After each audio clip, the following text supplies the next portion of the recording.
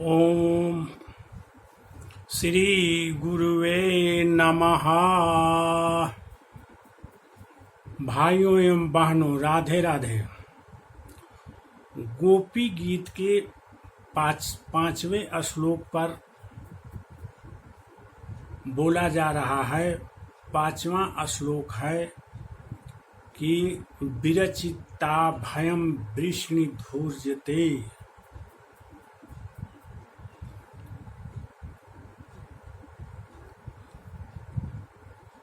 और चरण मीयूषाम संसृते भयात।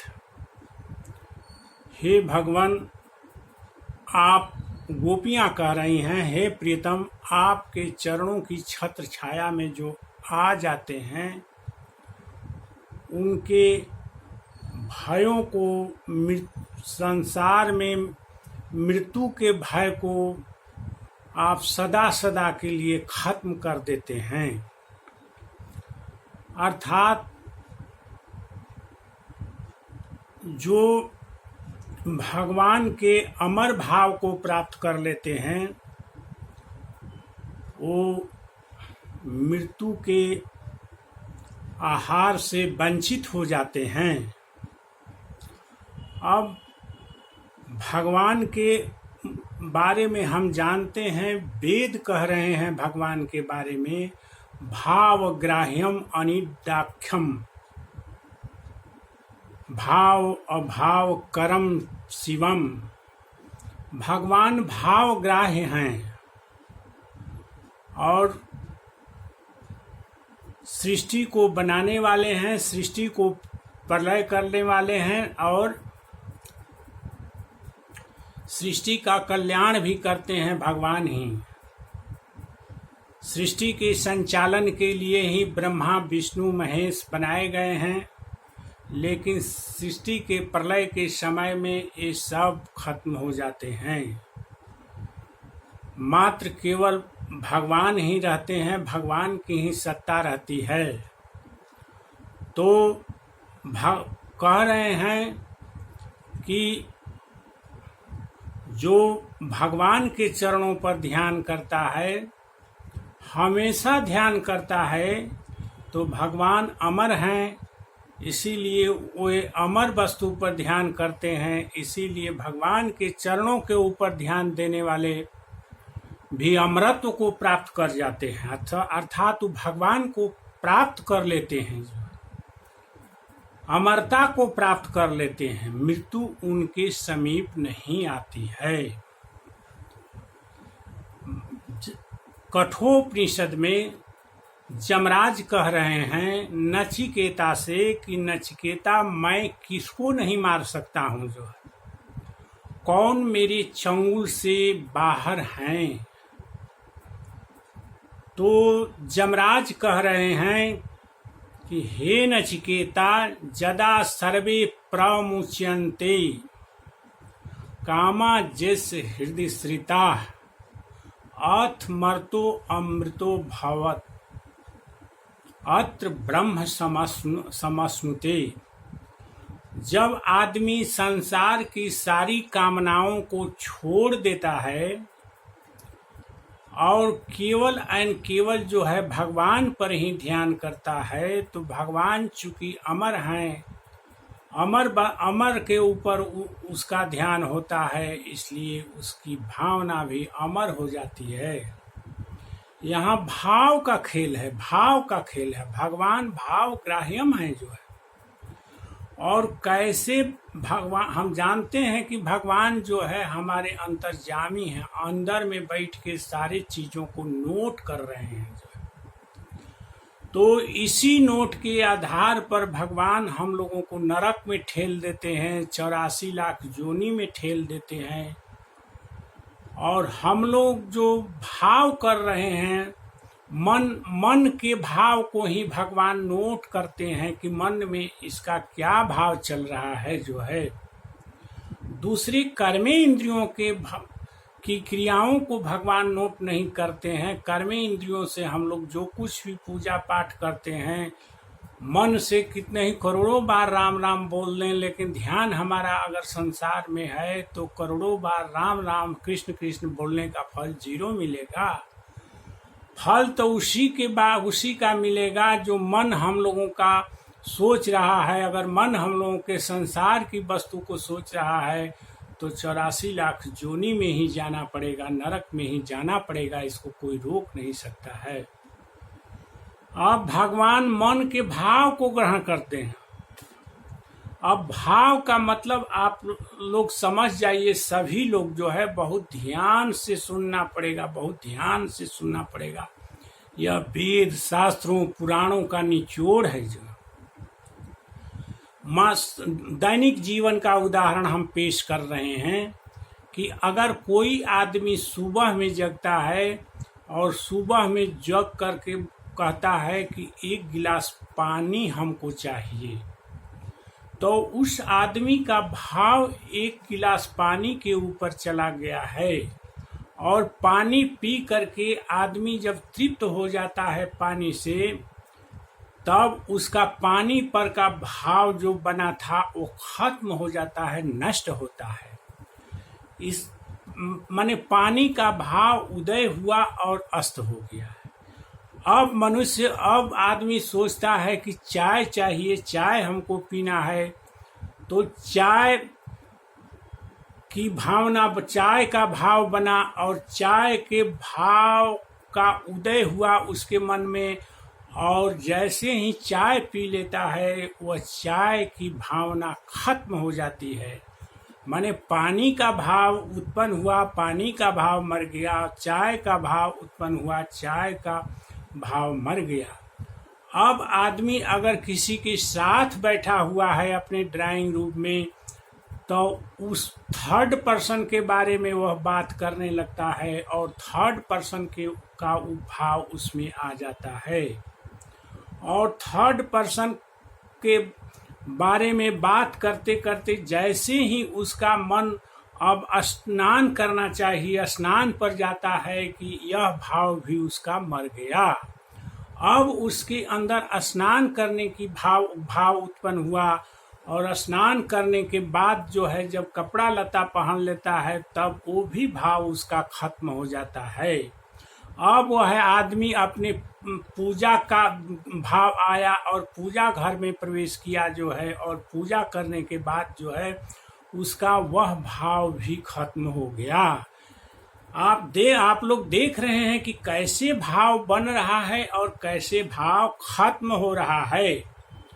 और इसी तरह से आदमी का भाव जो है अपने पोता और पोती के ऊपर चला गया। ध्यान जो है हमारा पोता क्या करता होगा, क्या खाता होगा, कैसे रहता होगा, और पोता का भाव उत्पन्न हुआ मनुष्य के मन में, और वो भाव भी कुछ समय के बाद खत्म हो गया। अब आदमी का अपने बिजनेस पर ध्यान जाता है, जो है अपने घर पर ध्यान जाता है।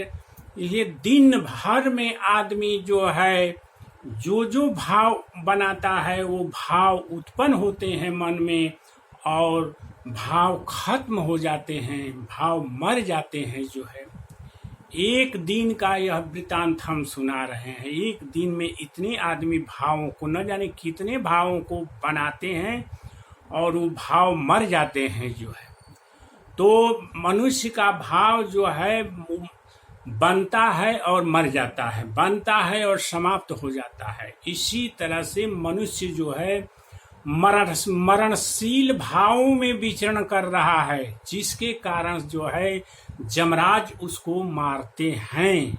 ऐसे मरणशील भावों में विचरने वाले व्यक्ति को जमराज मारते हैं और 84 लाख जोनी देते हैं, नरक की जोनी में जाना पड़ता है। तो इसी भाव को कहा जाए, सब भगवान नोट कर रहे हैं कि क्या क्या। अब यह बात सोचने की है कि जीवन भर में, जीवन पर्यंत उसके कितने भाव बने और कितने भाव मर गए। इसी को गोपियां कह रही हैं कि आपके चरणों पर जो ध्यान देता है उसका भाव, चूंकि आप अमर हैं, आप मरने वाले नहीं हैं, आप नित्य हैं, जो है इसीलिए आपके चरणों पर ध्यान देने वाले का भाव अमर हो जाता है, अमर हो जाता है। और वह आदमी जो उस आदमी पर यमराज का कोई बस नहीं चलता है। यमराज भी नचिकेता को कहते हैं कि जिसका भाव अमर हो गया, माने जो भगवान का भाव प्राप्त कर लिया, जो है जो संसार की भावनाएं जिसके मन में नहीं रहती हैं, वह आदमी तो भगवान को प्राप्त कर गया, जो है भगवान को वह प्राप्त कर लिया, जो है चूंकि भगवान अमर हैं और भगवान की अमरता को वह प्राप्त कर गया। इसलिए यमराज कहते हैं नचिकेता को कि वह आदमी हमारे हद से बाहर निकल गया नचिकेता, और उसको मैं नहीं मार सकता हूँ, वो अमर हो गया, वो भगवान के लोक में जाएगा, जो है भगवान के लोक में जाएगा, जो है। तो इसी प्रकार से अर्जुन को कहते हैं भगवान की, अर्जुन तुमको अपने भाव को अमर बना लेना है, अमर बना लेना है।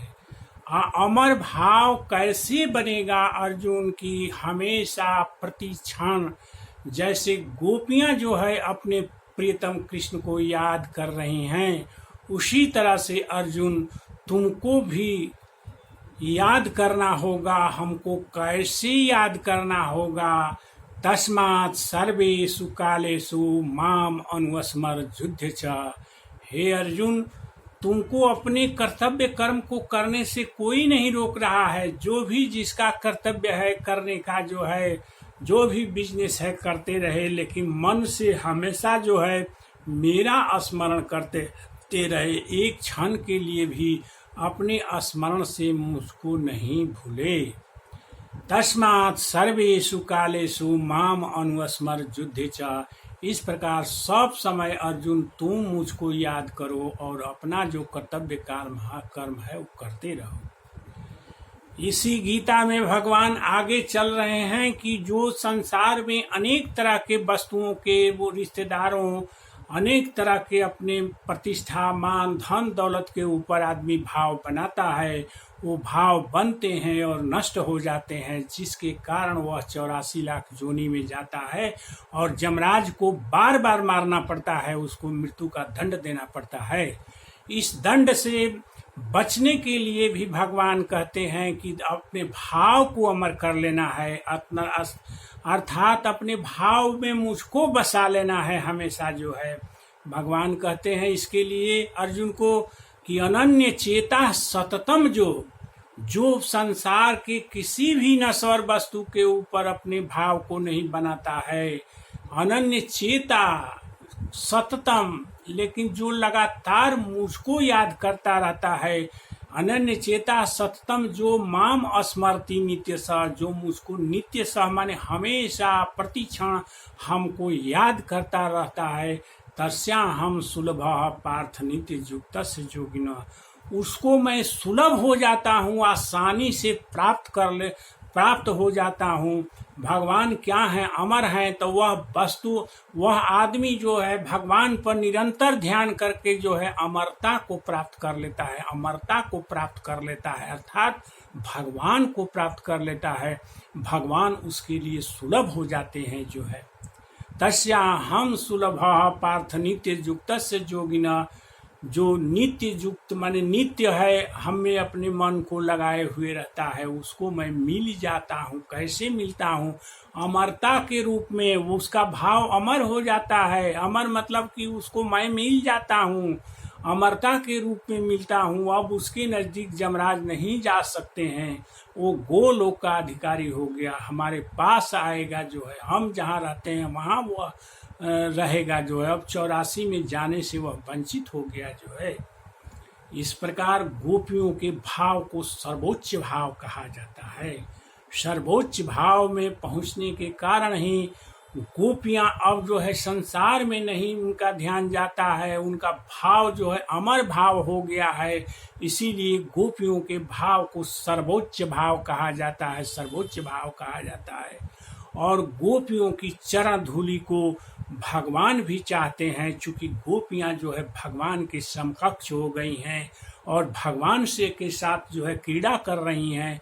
भगवान अपने समकक्ष मानते हुए उनके साथ रास लीला कर रहे हैं।